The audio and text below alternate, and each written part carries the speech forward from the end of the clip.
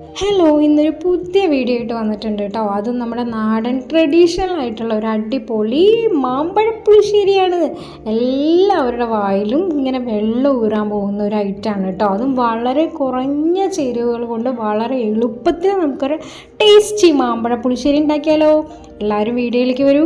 നമുക്ക് കുഞ്ഞു കുഞ്ഞു മാങ്ങകളാണ് ഇട്ടിരിക്കുന്നത് കേട്ടോ. അപ്പോൾ നമുക്ക് ഈ മാങ്ങകളെല്ലാം കൂടെ നന്നായി ഒന്ന് ചെത്തി വൃത്തിയാക്കി ഇതുപോലെ കാണാൻ എന്ത് രസമല്ലേ. അതും നല്ല മധുരമുള്ളതാണ് കേട്ടോ. അടിപൊളി ടേസ്റ്റായിരുന്നേ. എന്നിട്ട് ഞാൻ ഈ മുറിച്ച് വലിയതിനൊക്കെ ഇങ്ങനെ പീസാക്കി വെച്ച് ചെറുതൊക്കെ അതേപോലെ വെച്ചിട്ടുണ്ട് കേട്ടോ. ഇനി നമുക്ക് ഇതിൻ്റെ ചേരുവകളിലേക്കൊക്കെ പോവാം. ഒരു 1/4 ടീസ്പൂൺ മഞ്ഞൾപ്പൊടി മതി. ഒരു 1/4 ടീസ്പൂണിൽ കൂടുതലായിട്ട് കുരുമുളക് പൊടി വേണം. ഒരു 1/4 ടീസ്പൂൺ നമുക്ക് നമ്മുടെ ജീരകം വേണം, ചെറിയ ജീരകമാണ്. പിന്നെ 3 വറ്റൽമുളക്, 3 പച്ചമുളക്, കുറച്ച് കറിവേപ്പില, പിന്നെ ഒരു 1/2 ടീസ്പൂൺ കടുക് വേണം, ഒരു 1/4 ടീസ്പൂൺ ഉലുവ വേണം. ഇത്രയും ഐറ്റംസാണ് നമ്മുടെ മെയിൻ. പിന്നെ ആവശ്യത്തിന് ഉപ്പ് കേട്ടോ. ഉപ്പ് ഇതിൽ വെച്ചിട്ടില്ല. ഇപ്പോൾ ഇത്രയും ഐറ്റംസാണ് നമ്മൾ യൂസ് ചെയ്യാൻ പോകുന്നത് കേട്ടോ നമ്മുടെ അടിപൊളി കറിക്ക്. പിന്നെ നമുക്ക് അടുത്ത അരപ്പിന് തയ്യാറാക്കാനുള്ളത് നമുക്ക് ഒരു 2 പിടി തേങ്ങ വേണം. പിന്നെ നല്ല കട്ട പുളി കുറഞ്ഞ തൈരാണ് കേട്ടോ എടുത്തിരിക്കുന്നത്. നിങ്ങൾ എടുക്കുമ്പോൾ പുളി കൂടിയ തൈരാണെങ്കിലേ ശർക്കര ആഡ് ചെയ്താൽ മതി കേട്ടോ. നമ്മൾ വലിയ ശർക്കരയൊന്നും ആഡ് ചെയ്യുന്നില്ല. ഇനി നമുക്ക് അടി കട്ടിയുള്ള ഒരു പാത്രത്തിൽ നമുക്ക് പാചകം തുടങ്ങാം. അതിൽ നമുക്ക് കുറച്ച് വെള്ളവും പിന്നെ മാങ്ങയും പച്ചമുളക്, കറിവേപ്പില, മഞ്ഞൾപ്പൊടി, ഉപ്പ് ഇതെല്ലാം ഇട്ടിട്ട് നമുക്ക് നന്നായിട്ടൊന്ന് വേവിക്കാൻ വെക്കാം കേട്ടോ. ആവശ്യത്തിന് വെള്ളം ഒഴിച്ചാൽ മതി കേട്ടോ. അധികം കൂടുതൽ വെള്ളം ആവണ്ട. നമുക്ക് അരപ്പൊക്കെ ഒഴിക്കേണ്ട. നല്ല കുറുകിയ രീതിയിൽ ഒരു തിക്കായിട്ടുള്ള ഗ്രേവി ആകുമ്പോൾ നല്ല ടേസ്റ്റാണ് കേട്ടോ. അപ്പോൾ ഇപ്പം നമ്മൾ ഇതിൽ കുരുമുളക് കൂടി ആഡ് ചെയ്തിട്ടുണ്ട് കേട്ടോ.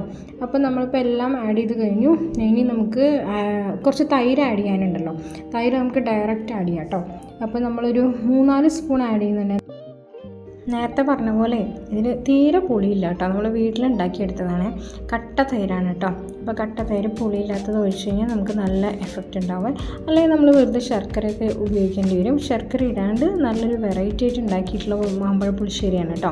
നമ്മൾ ജസ്റ്റ് ഒന്ന് ഇളക്കിയൊക്കെ കൊടുത്ത ശേഷം ഇനി നെക്സ്റ്റ് നമുക്ക് അരപ്പിലേക്ക് കിടക്കാം.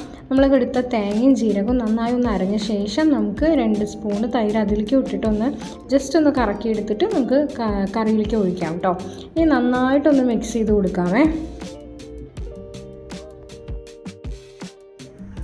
അരപ്പെല്ലാം ഒഴിച്ച ശേഷം നമുക്ക് ആ ജാറിലുള്ള കുറച്ച് വെള്ളമായിട്ട് ഒഴിക്കാം കേട്ടോ. ജാറ് കഴുകിയിട്ട് അപ്പോൾ കുറച്ചും കൂടി വെള്ളം ഉണ്ടാവും കേട്ടോ. നല്ല തിക്കായിട്ടുള്ള നല്ല ടേസ്റ്റി ഗ്രേവി ആയിട്ടാണ് നമുക്ക് ഈ കറി കുറുകി കിട്ടാൻ പോകുന്നത് കേട്ടോ. അതുകൊണ്ട് ലാവിഷായിട്ട് വെള്ളമൊന്നും ഒഴിക്കേണ്ട. നല്ല കുറുകിയ കറിയാണെങ്കിൽ, ചാറോട് കൂടിയ കറിയാണെങ്കിൽ നല്ല ടേസ്റ്റാണ്. അപ്പോൾ നമുക്കിതൊന്ന് തിളപ്പിക്കാൻ വയ്ക്കാം.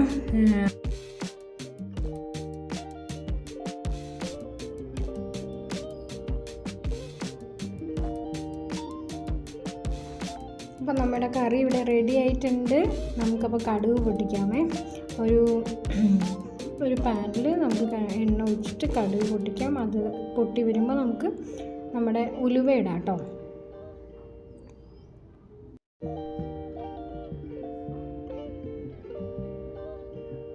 ഉലുവയും കടുവൊക്കെ നന്നായി പൊട്ടി വന്നതിന് ശേഷം നമുക്ക് നമ്മുടെ വറ്റൽ മുളക് കട്ട് ചെയ്ത് വെച്ചത് ഇട്ട് കൊടുക്കാം കേട്ടോ.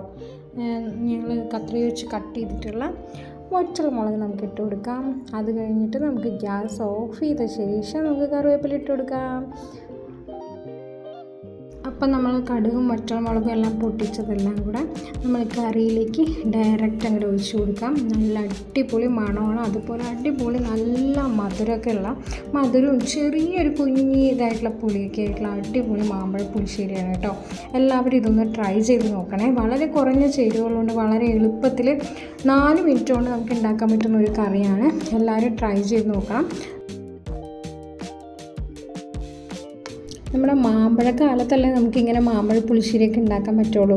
അപ്പോൾ എല്ലാവരും വേഗം മാമ്പഴം കിട്ടിയ ഉടനെ തന്നെ ഇങ്ങനെ ഒരു മാമ്പഴ പുളിശ്ശേരിയൊക്കെ വെച്ച് നല്ല നമ്മുടെ നൊസ്റ്റാൾജിക് ആയിട്ടുള്ള ഒരു കറിയാണല്ലോ. അപ്പോൾ എനിക്കിത് കഴിച്ചപ്പോൾ ഭയങ്കര സംതൃപ്തിയായി. മാമ്പഴക്കാലത്തൊരു മാമ്പഴ പുളിശ്ശേരി കൂട്ടിയില്ലെങ്കിൽ പിന്നെ എങ്ങനെയാണ്. അപ്പോൾ അപ്പൂസ് ക്രേസി വേൾഡിൻ്റെ പുതിയൊരു വീഡിയോ ആയിട്ട് നമ്മൾ വീണ്ടും വരുന്നതാണ്. സബ് ചെയ്യാത്തവരെല്ലാവരും ഒന്ന് സബ് ചെയ്ത് കൂട്ടാക്കണം കേട്ടോ. ലൈക്ക് ചെയ്യൂ, കമൻറ്റ് ചെയ്യൂ. Thank you.